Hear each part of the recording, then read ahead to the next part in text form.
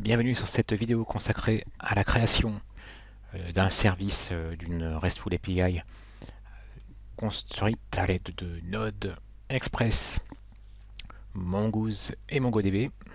Alors on va commencer par lancer notre service Mongo. Donc là, comme je suis sous Windows, c'est mongod.exe. Sous Linux, ce sera sans doute mongod tout court. Voilà, c'est chose faite. Et on va commencer à créer notre projet dans un nouveau dossier que nous allons appeler tuto simplement. Et je vais mettre ma souris sur le dossier, faire un contrôle maj suivi d'un clic droit pour pouvoir avoir mon menu contextuel qui m'intéresse et tout particulièrement open Command Window Here, comme ça m'ouvre une console directement dans ce répertoire. Alors on va commencer donc en mode ligne de commande à démarrer vraiment notre projet par la création d'un package.json, package.json en tout cas, à l'aide de la commande npm init. Donc ça nous permet de lancer un assistant quand il voudra bien se lancer. Bon, je vais accepter toutes ces propositions par défaut, donc il appelle ce projet tuto du même nom que le dossier, version 1.0, ça me va, pas de description, entry point, test command, on accepte tout par défaut. Le but étant simplement d'avoir un fichier package.json. Donc je l'ouvre juste pour que vous voyez à quoi ça ressemble. C'est simplement un objet JSON qui comportera notamment par la suite toutes les dépendances qu'on installera et qu'on va en fait installer dès maintenant. De nouveau en ligne de commande. Alors, hop. Cette fois-ci c'est avec npm install. Donc le nom du package qu'on va installer, c'est Express. -save, ce sera pour garder une trace de ce module dans le fichier package.json qui vient d'être créé. Et on valide. Pendant que ça installe, je vais réduire ça parce que c'était simplement un brouillon de choses que j'avais faites en préparation de cette vidéo. Voilà, Express est installé, donc comme on est en avril 2015, c'est la version 4. Quelque chose d'Express. Donc avec toutes les nouveautés et tous les changements qui seront notamment montrés dans cette vidéo, enfin en tout cas deux changements majeurs. L'un de ces changements étant d'ailleurs le fait que Express maintenant n'embarque plus, si on peut dire, body parser, il faut l'installer soi-même indépendamment de... je vais mettre -save là comme ça. Ah zut, on va pas insérer, bon tant pis, -save. Body parser. Donc là on installe body parser. Et la troisième dépendance dont on aura besoin, le dernier package, c'est Mongoose qui nous permettra de faire du CRUD dans notre base MongoDB. Donc Mongoose, c'est un ODM, Object Document Mapper. Et le paradoxe un peu de Mongoose, c'est que il repose sur des schémas, donc des schémas qui permettent de créer un modèle. Et à partir d'instances de modèle, on peut faire des insertions en base. Enfin, on va voir ça tout de suite. Voilà, c'est fait. On a les trois dépendances installées dans notre répertoire projet. Et maintenant, on peut créer notre application elle-même. Donc, comme ce sera du JS côté serveur, on l'appelle serveur.js par habitude. Oui, je suis sûr de vouloir changer l'extension de ce fichier. Et on ouvre dans Sublime Text. Donc, maintenant, je peux me servir des modules que je viens d'installer. Donc, on commence par Express avec un habituel require. Ensuite, on installe body parser. Enfin, on récupère plutôt body parser, puisqu'on a déjà installé tout à l'heure en ligne de commande. Et enfin, Mongoose.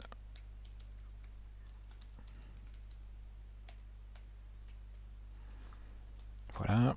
Alors, puisqu'on est à préparer notre projet, eh ben, on va définir le port. Alors, si le port est configuré en ligne de commande avant de lancer l'application, eh ben, on récupérera le port qui aura été défini au moment de du lancement de l'application.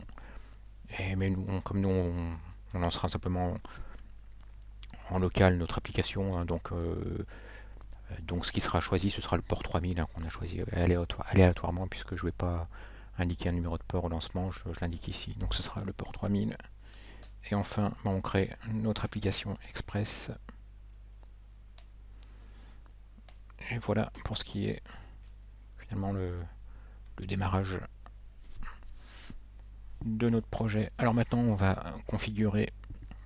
Faut pas oublier body parser. Donc il faut qu'on précise qu'on va utiliser body parser. Alors comme c'est un middleware, donc on utilise la méthode use. Et ce qui a changé maintenant par rapport aux versions précédentes d'Express, c'est qu'il faut appeler les méthodes URL encoded et JSON sur l'objet body parser. Donc, body.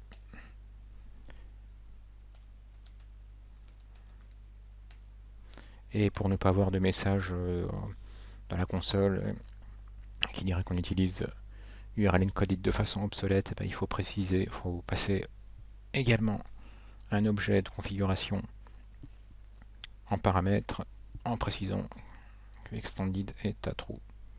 Ça, j'ai dû chercher sur des forums pour me débarrasser de ce message d'information dans ma console. Donc on a dit qu'on devait également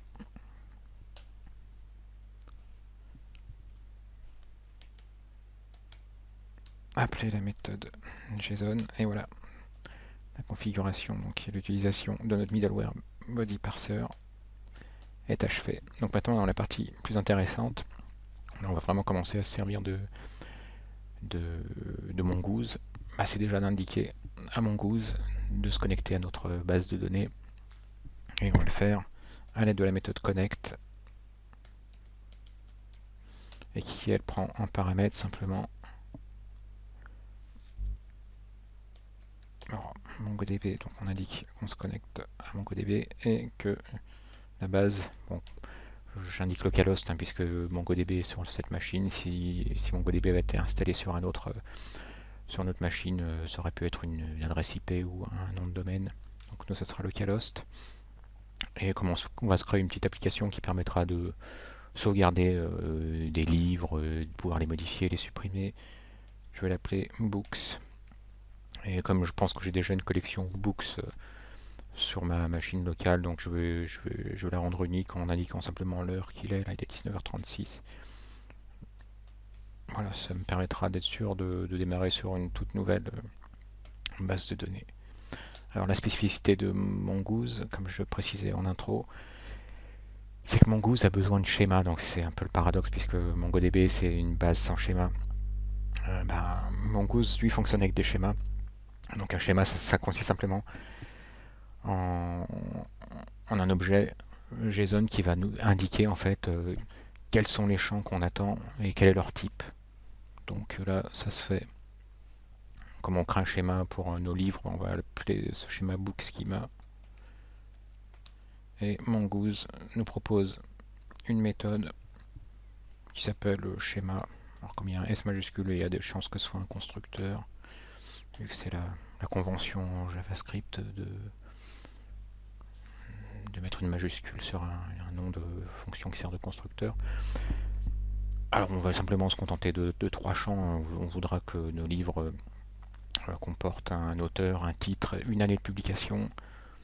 Alors, donc en clé, on a le champ, et en valeur, en fait, on a le type de champ attendu, hein, pas la valeur. C'est pas une instance d'objet, c'est vraiment un schéma. Donc, le type, ce sera un string. Alors, les types de Mongoose sont assez proches des types JavaScript. Il y a des strings, il y a des numbers, il y a des dates, mais il y a également d'autres types propres à Mongoose que vous pouvez découvrir sur le site de Mongoose. Alors, donc on a dit un auteur, un titre. Alors je vais mettre book title parce que comme title c'est un mot-clé dans pas mal de langages, en HTML notamment, je me méfie toujours j'essaye de ne pas donner de nom de mots-clés en fait à des variables ou des propriétés, donc je mets book title. Et ensuite on a dit une année de publication, ça donnera yearpub. Ce sera donc un number. Voilà. On a maintenant un schéma. Et un schéma il sert à quoi? À créer un modèle. Ah, j'ai mis Nook schema au lieu de book schema. Donc un schéma, ça sert à créer un modèle. Et notre modèle, bon, ce sera tout bêtement, on va l'appeler book et on va le créer à l'aide d'une autre méthode mise à disposition par Mongoose, c'est la méthode modèle. Là au moins les noms sont pas piégeux. Alors on indique que le modèle qu'on veut créer, il s'appelle book et que il sera créé à l'aide du schéma qu'on a créé plus haut. Voilà.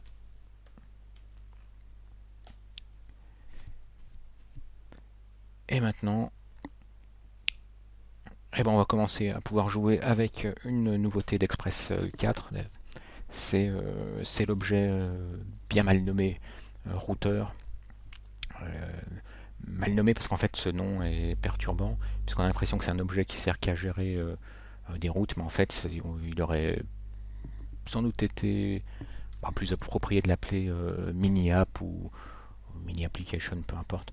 Mais c'est vraiment en fait un objet qui comporte toutes les méthodes en fait d'une méthode d'un objet de type express. Donc nous, dans les vidéos qui nous occupent, on servira uniquement de sa méthode route, mais en fait il y a pas mal d'autres méthodes qui permettent de faire d'autres choses que gérer le routage. Donc alors un routeur, ça se crée tout simplement à l'aide de la méthode routeur. Et le routeur, il nous permet de pouvoir gérer les requêtes qui nous sont faites. Donc là, par exemple, une requête sur la racine de notre site, donc sur localhost, ce sera sans qu'il y ait de paramètres dans l'URL supplémentaire, ce sera tout simplement le slash, ça n'y a rien de surprenant. Mais ensuite, l'objet route, enfin route plutôt, la méthode route nous retourne un objet qui dispose d'une méthode correspondant à tous les verbes habituels lorsqu'on fait des requêtes. Donc il y a la méthode get, la méthode post, la méthode put, la méthode delete. Donc nous, ce qu'on va faire dans un premier temps, ça va être de créer une méthode qui permettra donc de retourner tous les objets livres. Et donc ça va se faire à l'aide d'une méthode anonyme, comme c'est souvent le cas dans l'univers de Node. Et donc cette méthode anonyme, elle disposera de la requête qu'aurait fait le client et de la réponse qu'on enverra au client. Donc elle fonctionne en asynchrone. Et là, elle va directement appeler une méthode à partir du modèle. Donc on n'a même pas besoin de créer d'instance de modèle dans ce cas-là. C'est la méthode find, qui est sans doute bien connue de ceux qui utilisent MongoDB directement. Donc la méthode find, et pour qu'elle soit exécutée tout de suite, il faut qu'on lui passe un callback. Donc le premier paramètre, c'est propre aussi, c'est assez typique des applications Node. Le premier paramètre c'est une erreur. Donc s'il y a un problème, c'est produit, donc on aura une erreur. Et si on n'a pas eu de problème, en fait, le deuxième paramètre correspondra aux données qu'on recevra en provenance de Mongo. Donc ce sera nos documents de type books. Alors donc on a dit que s'il y a une erreur, là on va se contenter simplement d'envoyer en guise de réponse l'erreur. Mais sinon, c'est que tout se sera bien passé. Du coup, on renverra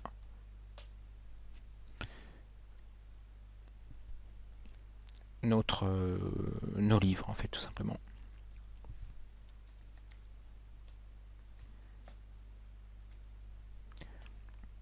Et là, je vais créer immédiatement la méthode post, parce qu'en fait, au départ, sur le premier appel de get, comme on n'a rien dans notre base, en fait, ça nous retournera un tableau vide. Et pour pouvoir insérer quelque chose en base, on va tout de suite gérer à l'aide de la méthode post. l'insertion en base d'un livre. Alors là, même principe, hein. Une méthode anonyme qui disposera de la requête et de la réponse.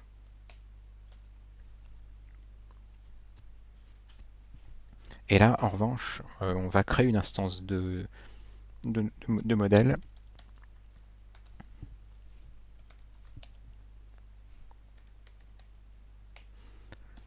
Et cette instance, eh bien, il faudra qu'elle comporte toutes les données donc, qui nous auront été envoyées probablement via un formulaire, hein, un formulaire côté client, donc qui aura été soumis ensuite à notre API. Et donc, si vous vous souvenez bien, donc on a un auteur, un book title et un yearpub. Donc, il faut qu'on récupère les données qui auront été postées. Donc, ce sera, on a dit un auteur d'abord. Bon, l'ordre n'a pas d'importance, mais bon, ça permet d'être sûr de ne pas oublier un des champs. Donc, comme l'utilisateur aura probablement envoyé un formulaire, donc ce sera des données qui seront récupérables via la méthode, via la propriété plutôt body de la requête. Donc reg.body.auteur. Et puis même chose pour chacune des autres propriétés, le book title qu'on aura reçu via le body. Donc dans le body, hop, et une année de publication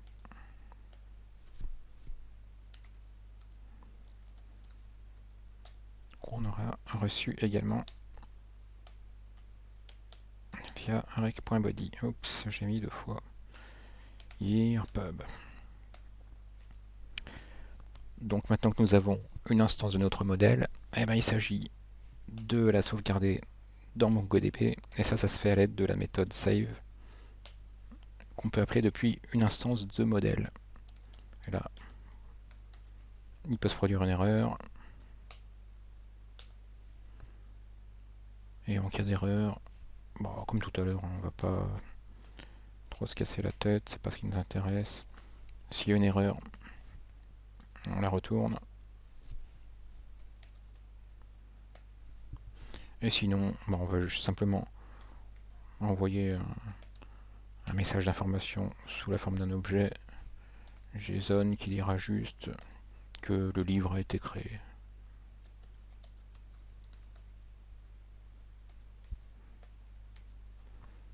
Voilà. Bon, comme c'est une application express, il faut lui demander d'écouter sur le port qu'on a défini tout à l'heure. Et puis on va rajouter dans le callback un message qui s'affichera dans la console de Node pour dire que l'application écoute sur notre port.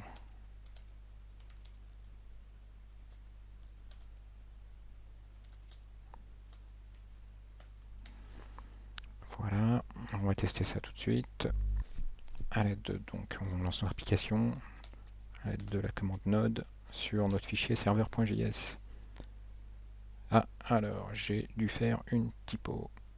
Étonnamment, ça nous dit que post, la méthode post n'est pas defined, et c'est la ligne 28. Ah oui, j'ai oublié un point.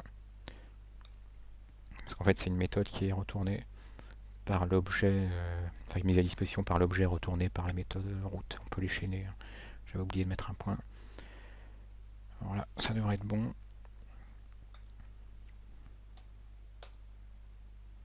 Voilà. Donc pour tester notre application, en fait, je me sers d'une extension de Chrome bien connue, hein, c'est Postman. On va dire c'est un concurrent plus graphique de curl. Vous connaissez probablement curl. Donc qu'est-ce qu'on met? Simplement l'URL de notre application express, donc le calos sur le port 3000.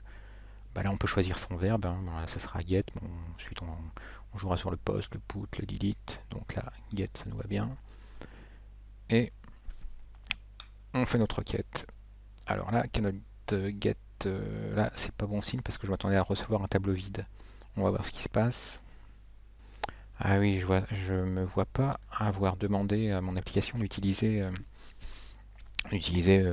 l'instance de routeur qu'on a créée, donc ça doit être ça. Et donc on s'en sert comme d'un middleware. Et ce qu'on va faire d'ailleurs, donc avec app.use, eh ben on va préciser, rajouter en fait dans l'URL le fait que pour accéder à notre API, il faudra aller sur l'adresse l'URL /API et pas simplement localhost, vous allez voir tout de suite.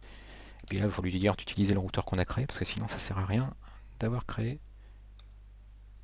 notre instance de routeur. Bon, comme j'ai pas installé ni Forever ni NodeMon, on est obligé de relancer à la main. Hop. Donc là, comme j'ai ajouté, donc j'utilise ce routeur, mais il faudra préfixer, plutôt ajouter à notre URL de base, donc localhost port 3000 /API. Donc on va le rajouter ici, hop, /API. Ça montre d'ailleurs le fait qu'il est possible de faire ça avec notre routeur. Un petit send, et là vous voyez la différence, c'est que là cette fois-ci il n'y a plus d'erreur, il y a un tableau vide, qui est vide parce qu'en fait on n'a encore rien en base. Et pour insérer quelque chose en base, du coup, là on était dans le cas, donc on vient de tester la partie get de notre API. Maintenant on va tester la partie post. Donc on va changer le verbe. On passe en post, hop. Et là, il faut maintenant envoyer des données. Alors ça on pourrait le faire en rajoutant en clé, par exemple auteur, une valeur d'auteur, book title, une valeur de book title, etc. etc. Bon, pour vous épargner ça, j'ai préparé sous forme d'un petit JSON, un petit objet, donc ces informations-là. Donc on va insérer un livre correspondant à cet auteur-ci, avec ce book title-là, cette année de publication, et on poste. Alors c'est bon signe, ça nous dit que le livre a été créé, et pour s'assurer que ça a bien été créé, si c'est bien dans MongoDB aura rajouté un ID de type underscore ID, donc on repasse en get, on fait un send, et là on voit qu'on a un ID et une version. En revanche, on aurait dû avoir notre donnée, donc on a un petit problème. Bon, je vous avouerai que j'ai arrêté la caméra un moment pour chercher d'où ça pouvait venir, parce qu'en fait j'avais plusieurs soupçons. Le premier c'était de ne pas avoir de header qui précise que le content type, de type application /JSON, j'avais déjà eu ce problème dans le passé, donc c'était pas ça, j'ai bien mon header, là j'ai un header avec le content type application JSON. Du coup ce que j'ai fait, je me suis mis tout bêtement un console.log sur le book, donc qu'on sauvegarde. Et finalement, la première fois, qu'est-ce qu'on voit? C'est que on a du undefined partout, donc au lieu d'avoir les données qu'on poste via Postman, eh ben on a undefined. Du coup, bon, j'ai commencé à soupçonner body parser, j'ai vérifié que je l'avais bien installé.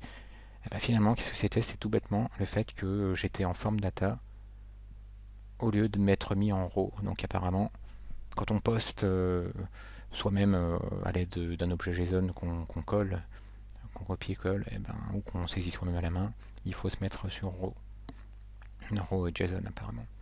Donc voilà, c'est empirique, mais au moins maintenant ça marche. Donc si je liste de nouveau tous mes objets, je me remets sur get, send, voilà, on a enfin un objet bien formé. Ces deux-là, on les supprimera à l'aide de l'implémentation de notre delete. Ce qu'on va faire d'ailleurs dès maintenant. Alors comment en fait, en revanche, pour ce qui est de supprimer un objet, on voudra le supprimer par ID, donc cette route-là ne sera plus appropriée. Il faudra qu'on crée une route qui prenne un ID en paramètre. Donc on va le faire immédiatement. Et donc cette route, elle sera à la racine et elle prendra un ID. Donc comme c'est un paramètre get, enfin pas vraiment un paramètre, enfin c'est pas un paramètre, si c'est un paramètre get en fait, un paramètre qu'on ajoute à l'URL de notre application, il faut bien penser à mettre deux points et on va appeler ce paramètre bookID. Et donc sur ce bookID, qu'est-ce qu'on va faire? On va implémenter la méthode de la fonctionnalité de delete qui nous est fournie par route. Même principe, rien de bien surprenant. Req-res, donc une fonction anonyme avec la requête et la réponse. Là, en revanche, ce qui change, c'est qu'il va falloir d'abord récupérer l'objet en fait, le document plutôt en base côté MongoDB à supprimer.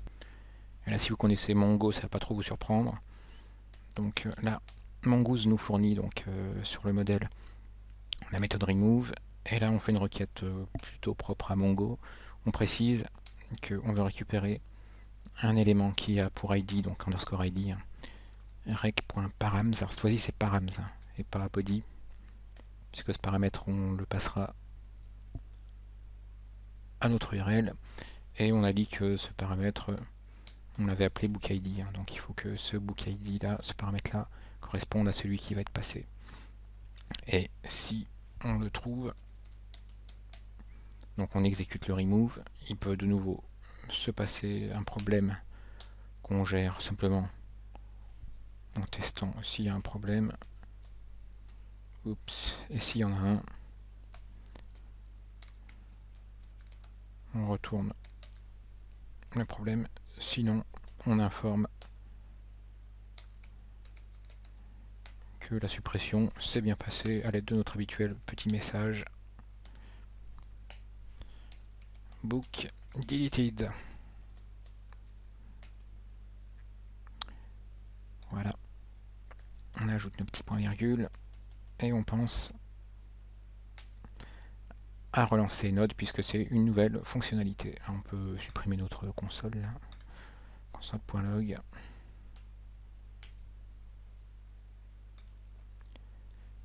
CTRL C pour arrêter l'appli. Et voilà. Donc cette fois-ci, on a dit qu'il nous fallait un ID. Hop, on prend celui-ci, donc underscore ID qui a pour valeur cet ID là. On le colle tout simplement, donc on l'ajoute à l'URL et on sélectionne la méthode delete et on exécute. Book deleted, donc si on refait un get, on devrait voir sur voilà, il n'y en a plus qu'un, on va supprimer le deuxième, comme ça on aurait fait un petit peu de ménage. On repasse en delete, on envoie notre requête et on réaffiche tout ce qu'il y a dans Mongo. Voilà, maintenant il n'y a plus que notre objet au complet. Alors maintenant, ce qui est bien, c'est qu'avec cette route qui nous permet donc d'accéder à un objet en fait dont l'ID est ajouté à l'URL, eh ben c'est le candidat idéal, si on peut dire, pour récupérer un livre par ID. Donc tout à l'heure, on récupérait tout ce qu'il y avait dans notre base. Et donc ça va se faire à l'aide de la méthode. Donc ce sera de nouveau une méthode get, mais qui cette fois-ci, c'est comme tout à l'heure, mais qui cette fois-ci va trouver, grâce à la méthode findOne, un objet par ID. Et donc l'ID qu'on recherche, donc on cherche tous les objets dans MongoDB dont underscore ID vaut, comme tout à l'heure, rec.params.bookID. Et voilà. Et dans le callback, là on pourra avoir ou une erreur, ou si tout s'est bien passé, un unique livre. Donc voilà, même topo que d'habitude. Et si tout s'est bien passé, on retourne notre livre.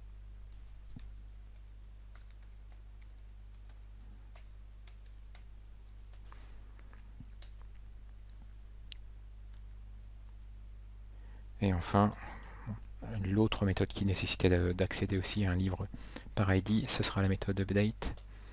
Et là également, on dispose de cette méthode via notre objet route, enfin via l'objet plutôt retourné par la méthode route. C'est donc put pour les updates, qui lui fonctionne de nouveau avec une méthode anonyme, qui dispose de la requête et de la réponse. Et voilà, on va faire une approche en deux temps, qui consistera d'abord, comme tout à l'heure, à récupérer notre livre. Du coup, je vais copier ça.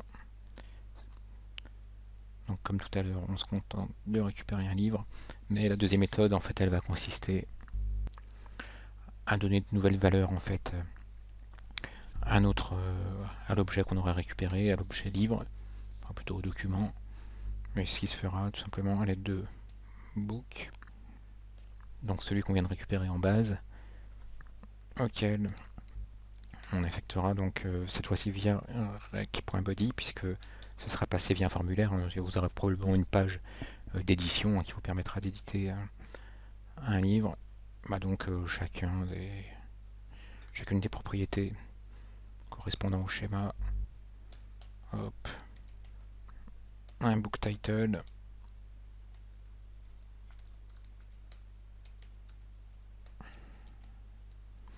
Et enfin, une année de publication.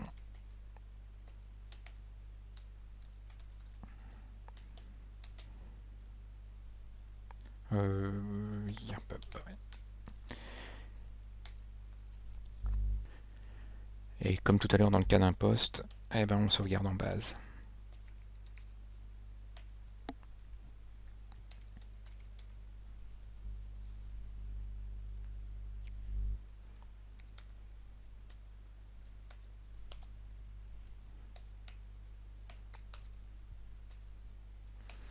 Voilà, ça va commencer à connaître cette gymnastique.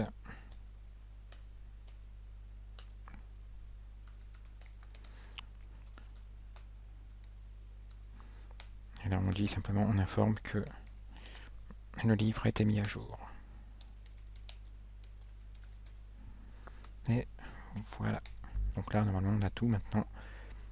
Get put au-dessus c'était post. On a notre delete dessous.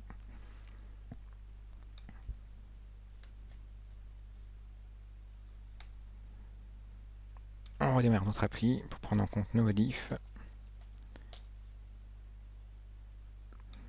Donc on a ajouté une fonctionnalité de récupération par ID.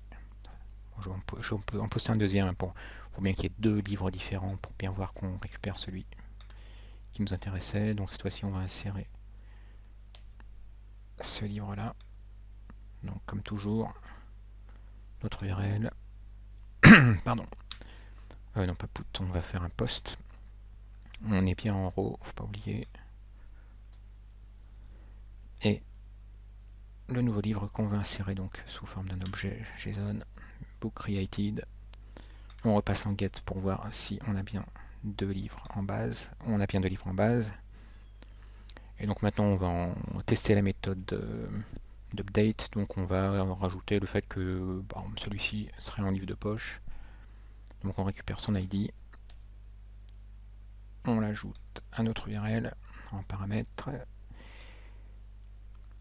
Et on passe en put. Et là on va simplement mettre... non, c'était pas lui. Attendez, là j'ai un petit doute. Je virerai ça parce que ça va me perturber. On est jeudi soir, je commence à bien sentir la fatigue. Alors, donc lequel je voulais mettre en livre de poche, qu'est-ce que la science? Donc ça sera du... Hop.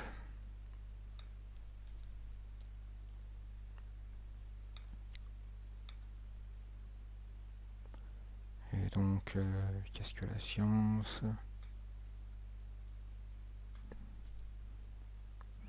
Si vous aimez l'épistémologie. Et on va mettre édition de poche. De poche. Et on est bien en put. On envoie. Le livre a bien été mis à jour. On vérifie. On peut y accéder à ce livre seul en paramètre en get. Allez, voilà, édition de poche. Et on vérifie bien que ça n'a pas affecté l'autre livre. Il n'y a pas de raison, puisqu'on a fait notre modification à partir de l'ID. Donc on est en get, on l'était déjà. Voilà, le seul qui a édition de poche, c'est bien lui. Donc vous voyez, en moins de... combien de lignes? Allez, 76 lignes à peine, on a une API REST. Donc j'insiste de nouveau sur le fait que pensez bien à vérifier que vous avez votre header, qui précise le content type avec un application/JSON, ça m'a fait perdre du temps hors caméra. Et quand vous faites vos tests, pensez à bien être en RAW quand vous copiez et collez donc vos objets JSON. Merci d'avoir suivi cette vidéo et à bientôt.